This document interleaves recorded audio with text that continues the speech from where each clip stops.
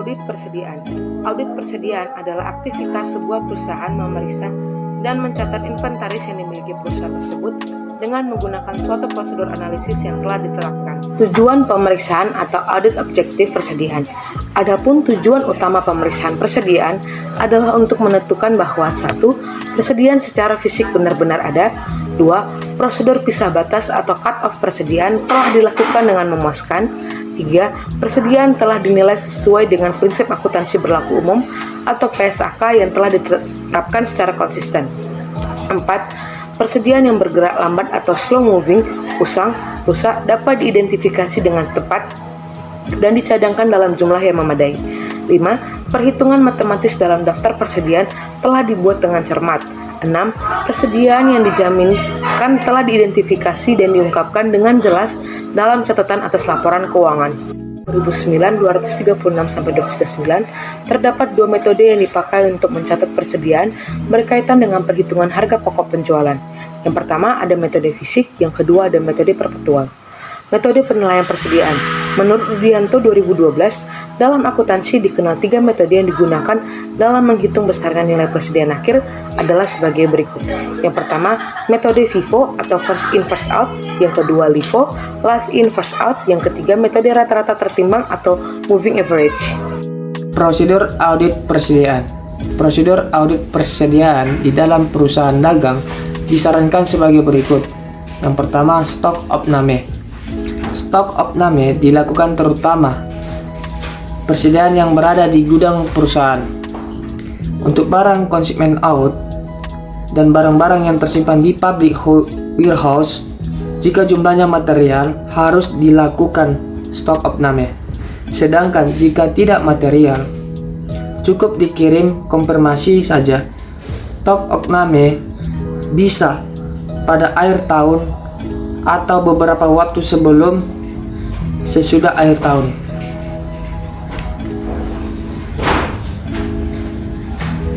Yang kedua, lakukan observasi atas stok opname. Mengamati kembali hasil perhitungan fisik persediaan atau disebut stok opname yang dilakukan.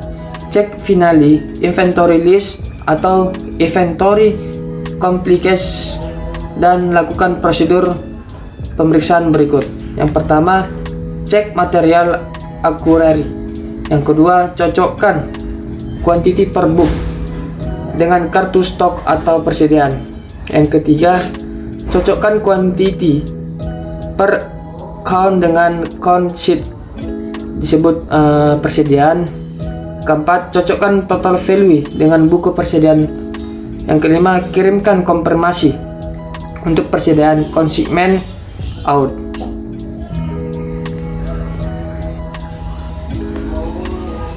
Yang ketiga, lakukan peninjauan ulang terhadap konsep persediaan. Yang pertama, pemeriksaan untuk list dari persediaan. Yang kedua, periksa ada tidaknya barang-barang yang rusak, dipakai, dan hilang. Yang ketiga, periksa count of penjumlahan dan count of pembelian. Yang keempat, lakukan rekonsiliasi jika stok opname dilakukan beberapa waktu sebelum atau sesudah tanggal neraca. Yang keempat, buatlah laporan hasil stok opname. Buat kesimpulan dari hasil pemeriksaan persediaan dan buat usulan adjustment jika diperlukan. Yang kelima, adjustment persediaan. Lakukan penyesuaian persediaan dari usulan yang diajukan dan ditentukan kebijakan penyesuaian persediaan dari hasil stok opname yang akan dilakukan. Periksa laporan keuangan.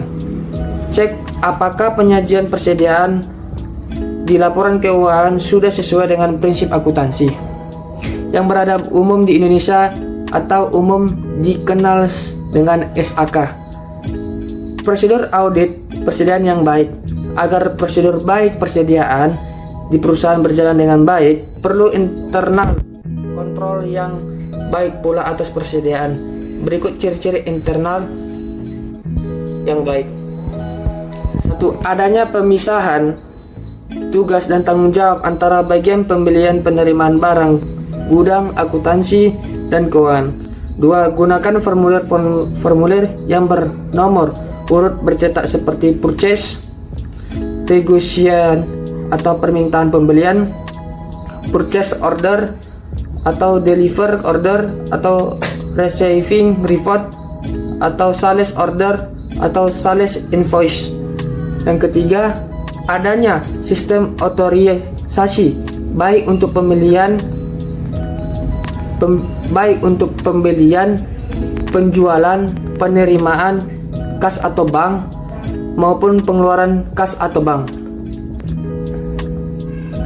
Yang keempat, gunakan anggaran atau budget untuk pembelian, produksi, penjualan, dan penerimaan serta pengeluaran kas. Tahap penerimaan perikatan audit. Di dalam memutuskan apakah suatu perikatan audit dapat diterima atau tidak, auditor menempuh suatu proses yang terdiri dari 6 tahapan berikut. Yang pertama, mengevaluasi integritas manajemen. Yang kedua, mengidentifikasi keadaan khusus dan risiko luar biasa. Yang ketiga, menentukan kompetensi untuk melaksanakan audit. Yang keempat, menilai independensi. Yang keempat, menentukan kemampuan untuk menggunakan kemahiran profesionalnya dengan kecermatan dan keseksamaan. Yang keenam, membuat surat perikatan audit. Melaksanakan prosedur analitik. SA Seksi 329 Prosedur Analitik memberikan panduan bagi auditor dalam menggunakan prosedur analitik pada tahap perencanaan audit, pada tahap pengujian, dan pada tahap review menyeluruh terhadap hasil audit. Konsep prosedur analitik. Prosedur analitik meliputi perbandingan jumlah-jumlah yang tercatat atau rasio yang dihitung dari jumlah-jumlah yang tercatat dibandingkan dengan harapan yang dikembangkan oleh auditor. Tujuan prosedur analitik dalam perencanaan audit.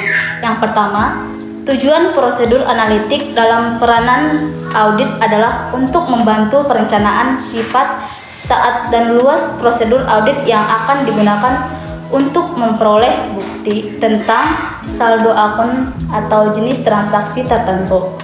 Untuk maksud ini, prosedur analitik dalam peranan audit harus ditujukan untuk meningkatkan pemahaman auditor atas usaha klien dan transaksi atau peristiwa yang terjadi sejak tanggal audit terakhir. Dan yang kedua itu mengidentifikasi bidang yang kemungkinan mencerminkan risiko tertentu yang bersangkutan dengan audit. Prosedur analitik dapat mengungkapkan yang pertama, peristiwa atau transaksi yang salah saji tidak biasa. Yang kedua, perubahan akuntansi. Yang ketiga, perubahan usaha, fluktuasi acak. Dan yang selanjutnya tahap-tahap prosedur analitik. Pelaksanaan prosedur analitis dapat dilakukan pada beberapa tahapan audit. SA Seksi 329 Prosedur Analitik memberikan panduan bagi auditor dalam menggunakan prosedur analitis pada tahap perencanaan, tahap pengujian, dan tahap penyelesaian terhadap audit. Tahap perencanaan. Poin A, perhitungan rasio serta hubungan presentasi untuk pembandingan dengan tahun lalu, budget dan industri rata-rata. Yang B, perbandingan dari saldo rata-rata dalam laporan keuangan dengan saldo periode sebelumnya dan jumlah yang terdapat di dalam anggaran. Dan yang C, menyelusuri laporan keuangan untuk transaksi, kejadian serta saldo yang tidak umum. Selanjutnya, prosedur analitis perencanaan audit harus ditujukan untuk yang pertama, meningkatkan pemahaman auditor atas usaha klien dan transaksi atau peristiwa yang terjadi sejak tanggal audit terakhir. Yang B, mengidentifikasi bidang yang kemungkinan mencerminkan risiko tertentu yang bersangkutan dengan audit. Dan yang kedua itu tahap pengujian. SA Seksi 329 tidak menyerahkan menggunakan prosedur analitis dalam tahap pengujian. Tetapi, dalam beberapa kasus, pelaksanaan prosedur analitis dapat memberikan hasil yang lebih efektif dan efisien dibandingkan dengan pengujian terinci untuk memenuhi tujuan pengujian substantif atas transaksi tertentu. Yang ketiga, tahap penyelesaian.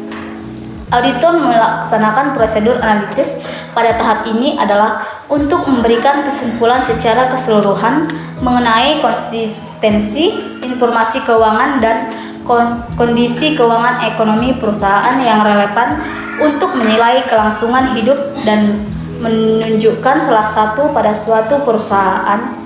Selanjutnya, mempertimbangkan tingkat materialitas awal pada tahap perencanaan audit. Auditor perlu mempertimbangkan materialitas awal pada dua tingkat berikut ini. Yang pertama, tingkat laporan keuangan. Yang kedua, tingkat saldo akun. Materialitas awal pada tingkat laporan keuangan perlu ditetapkan oleh auditor karena pendapat auditor atas kewajiban laporan keuangan yang diterapkan pada laporan keuangan sebagai keseluruhan. Tahap-tahap proses audit sejak perikatan audit diterima dari dan dapat dirincikan lebih lanjut menjadi 4 tahap.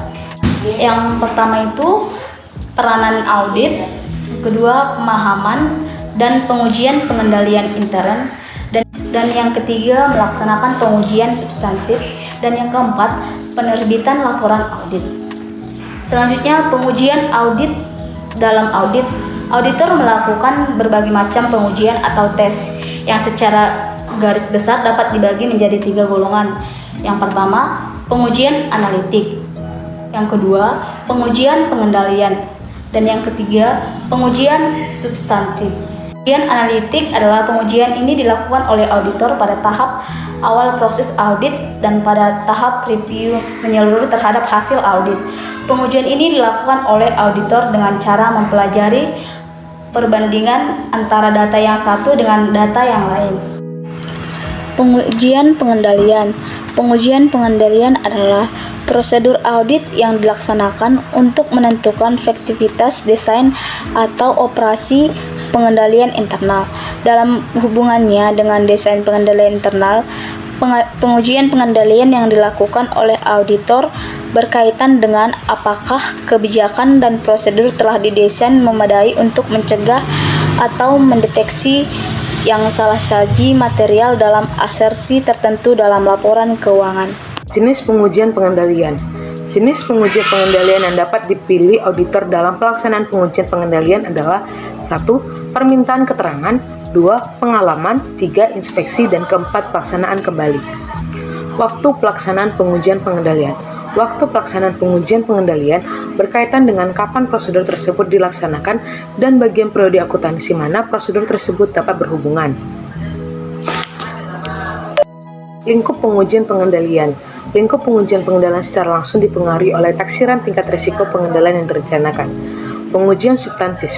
Pengujian substantif merupakan prosedur audit yang dirancang untuk menemukan kemungkinan kesalahan moneter yang secara langsung mempengaruhi kewajaran penyajian laporan keuangan. Program audit untuk pengujian pengendalian. Keputusan yang diambil oleh auditor berkaitan dengan jenis, lingkup, dan saat pengujian pengendalian harus didokumentasikan dalam suatu program audit dan kertas kerja yang bersangkutan. Are you ready, kids? Aye, aye, Captain! I can't hear you! Aye, aye, Captain! Oh!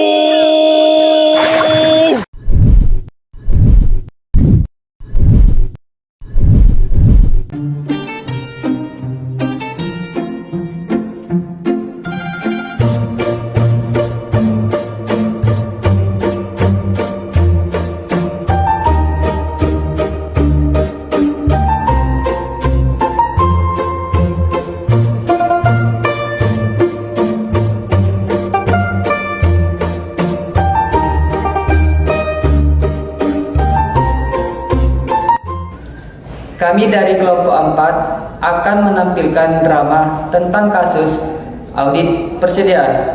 Jangan skip, jangan dilewatkan video ini menambah wawasan kita.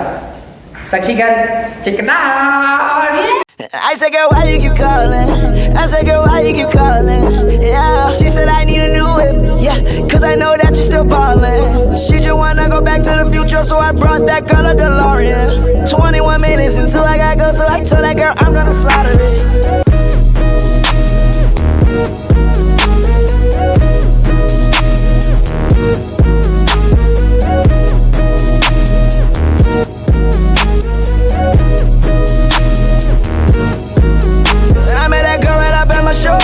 Left her man in the crowd on the floor. Out of town, never saw her before. Told her, baby, we don't got that long. Listen, this not my city show, but I treat it like my city show. 20 more minutes into I'm on. 20 more minutes into I'm on. 20 more minutes into I'm on. 20 more minutes into I'm on. 20 more minutes into I'm on. 20 more minutes into I'm on.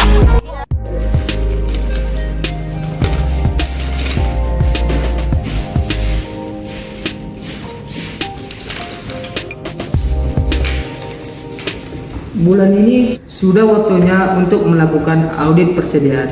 Apakah akuntan sudah menghubungi pihak auditor untuk melakukan pengauditan?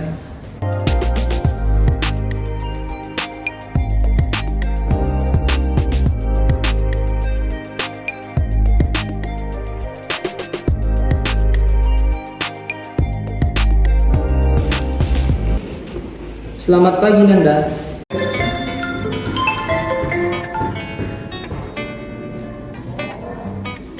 Selamat pagi, Pak. Sesuai dengan jadwal, perusahaan sudah waktunya untuk melakukan pengauditan. Apakah kamu sudah menghubungi auditor untuk melakukan pengauditan? Untuk itu saya belum menghubunginya, namun saya akan pastikan selesai ini saya akan langsung menghubungi auditor, Pak. Baik, terima kasih, Nanda. Selamat pagi, Nanda. Baik, Pak. Pagi, Pak.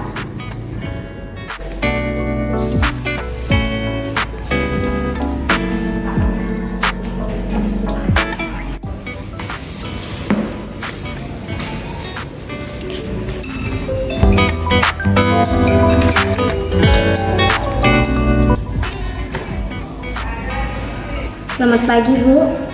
Halo, selamat pagi Bu Nanda. Saya Nanda dari staf akuntan dari PT Denore. Pada bulan ini perusahaan harus diaudit mengenai persediaannya. Apa kita bisa mengatur waktu untuk melakukan pengauditan dan saya dapat menyerahkan dokumen yang bersangkutan. Saya siap bertemu kapan saja jika dokumennya sudah lengkap. Baik, Bu, saya akan segera melengkapi berkas dan akan menghubungi Ibu kembali. Terima kasih atas ketersediaan Ibu. Baik, terima kasih kembali Bu Nanda.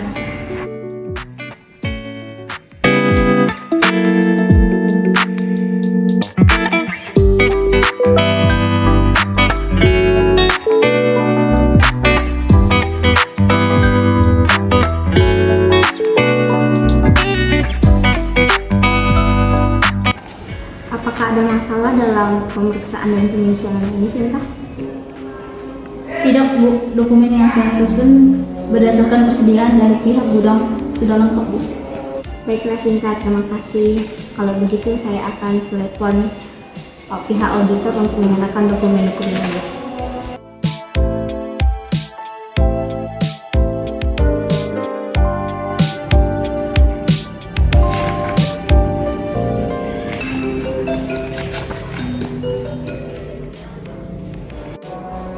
Selamat pagi Bu Regina. Halo, selamat pagi Bu Nanda.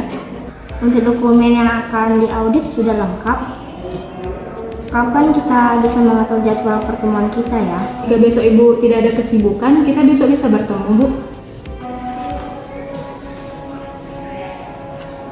Kebetulan jadwal saya besok pagi tidak ada. Kalau boleh tahu, di mana kita bisa berjumpa Bu? Saya akan bertemu di perusahaan Ibu. Baik Bu, selamat pagi Bu. Terima kasih Bu. Baik Bu, terima kasih kembali Bu.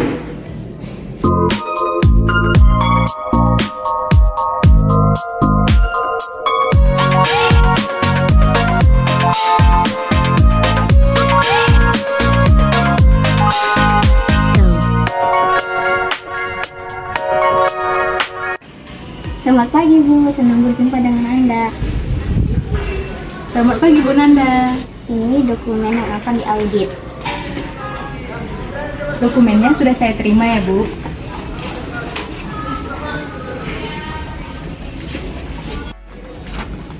Baik Bu, selama 1 bulan ini saya akan melakukan audit di perusahaan Ibu. Jika terdapat kendala, saya nanti akan hubungi Ibu kembali. Baik Bu, terima kasih atas bantuannya. Terima kasih kembali Bu. Saya izin pamit ya Bu. Ya, hati-hati ya Bu.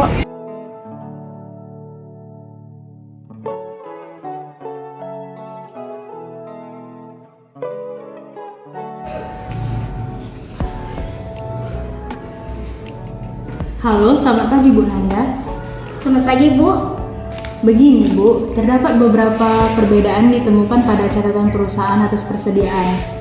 Apakah saya boleh pemeriksaannya langsung ke perusahaan Ibu? Mohon maaf sebelumnya atas ketidaklengkapannya data yang kami sajikan. Dengan senang hati jika Ibu ingin memeriksanya langsung ke kantor kami. Baik Bu, terima kasih atas keterbukaannya.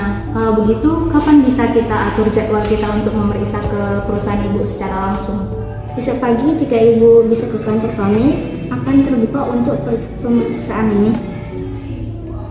Baik Bu, terima kasih kembali. Selamat pagi. Baik Bu, terima kasih kembali. Selamat pagi Bu. Bu Esinta, tolong hubungi gudang untuk mengatur jadwal untuk ketemu dengan auditor. Baik Bu. Selamat pagi. Besok akan ada pengauditan untuk melihat persediaan langsung yang ada pada gudang. Maka dari itu, dimohon untuk mempersiapkan dokumen asli dan data persediaan gudang yang lengkap. Baik, terima kasih. Ibu, ini dokumen persediaan gudang perusahaan yang asli dan sudah lengkap berdasarkan persediaan yang ada di gudang. Mohon diperiksa kembali Bu. Baik Bu, terima kasih kembali Bu. Mari saya antarkan ke gudang perusahaan.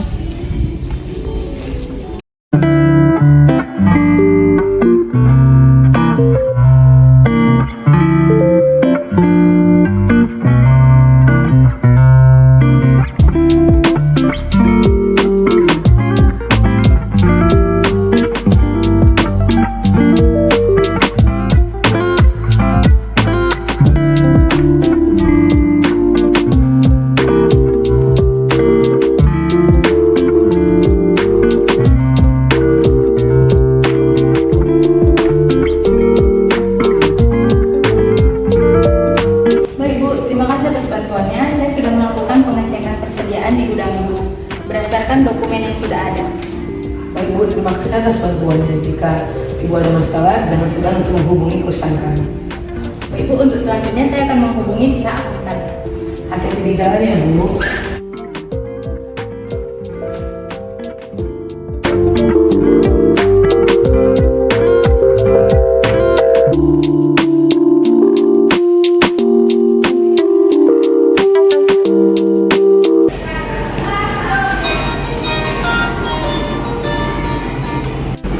Selamat pagi Bu. Selamat pagi Bu. Begini Bu, setelah saya melakukan pemeriksaan langsung ke gudang dan terdapat 3 masalah yang ditemukan dengan selisih sebesar 16,82%. Jadi dengan selisih sebesar 16,82% dan dokumen yang terlampir sudah lengkap, maka hal itu masih dianggap masih wajar. Jadi Bu tidak perlu khawatir dengan hal itu. Begitu ya Bu. Syukurlah kalau begitu. Lalu bagaimana Bu dengan hasil opini auditnya Bu untuk dibuat pada laporan audit Bu? Untuk hasil auditnya yang saya audit, saya akan memberikan opini audit dengan hasil wajar tanpa pengecualian. Laporan lebih lengkapnya akan saya kirimkan ke perusahaan ya Bu. Terima kasih Bu untuk bantuan dan informasi akhir laporan auditnya Bu. Terima kasih kembali Bu.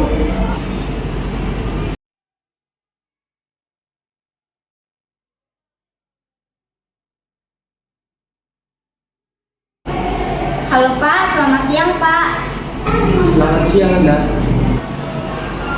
Saya ingin memberitahu bahwa perusahaan kita sudah selesai diaudit dengan terdapat 3 masalah yang ditemukan dengan selisih sebesar 16,82%. Jadi Pak, dengan selisih sebesar 16,82% dan dokumen perusahaan kita yang terlampir sudah lengkap, maka kata auditor dianggap masih wajar. Wah, syukurlah. Terima kasih atas informasinya. Oke Pak, terima kasih kembali. Selanjutnya, pemecahan masalah. Berdasarkan drama sebelumnya, terdapat 3 masalah yang ditemukan. 1. Dipastikan persediaan barang pada PT Lenore laku terjual semua pada tahun 2023. Tetapi ternyata sampai akhir tahun 2023 tidak ada produk yang terjual. Pemecahan masalah dari kasus yang pertama, meningkatkan penjualan dengan mempromosikan melalui market share, meningkatkan kualitas barang, atau memperhatikan kesesuaian harga jual. 2. Terjadi kesalahan input harga, ini dinilai kurang efisien dan bisa menyebabkan banyak masalah akibat human error. Pemecahan masalah dari kasus yang kedua, melakukan pemeriksaan lagi terlebih dahulu dan mengecek berulang semua data yang diinput sebelum melaporkannya agar tidak terjadi kesalahan. Ketiga, terjadi perbedaan jumlah persediaan antara catatan perusahaan atas persediaan dengan stok fisiknya yang ada di gudang. Pemecahan masalah dari kasus yang ketiga, melakukan stok opname secara rutin, memberikan kewajiban pada bagian gudang untuk melakukan kegiatan stok opname secara rutin per bulan. Lebih rutin mengecek kondisi stok barang yang ada di gudang karena stok di gudang bisa saja barangnya rusak, tidak layak pakai, hilang atau kadaluarsa.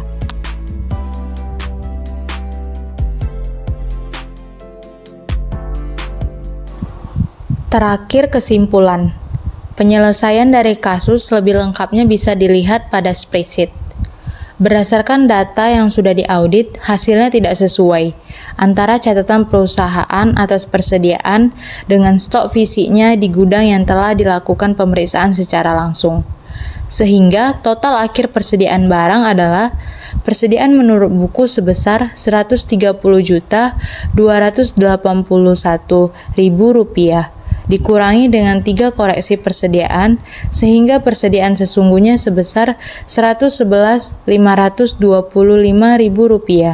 Terdapat selisih sebesar Rp18.756.000. Jadi persentase selisihnya 16,82%. Auditor memberikan opini terhadap laporan persediaan barang PT Lenore disajikan wajar tanpa pengecualian atau WTP. Walaupun hasilnya tidak sesuai antara catatan perusahaan atas persediaan barang dengan stok fisiknya di gudang yang telah dilakukan pemeriksaan secara langsung, tetapi kondisi tersebut masih memenuhi WTP karena dengan adanya dokumen yang sudah dilampirkan atau bukti audit yang dibutuhkan telah terkumpul secara mencukupi dan auditor telah menjalankan tugasnya sedemikian rupa sehingga ia dapat memastikan kerja lapangan telah ditaati, telah mengikuti standar umum yang telah disepakati.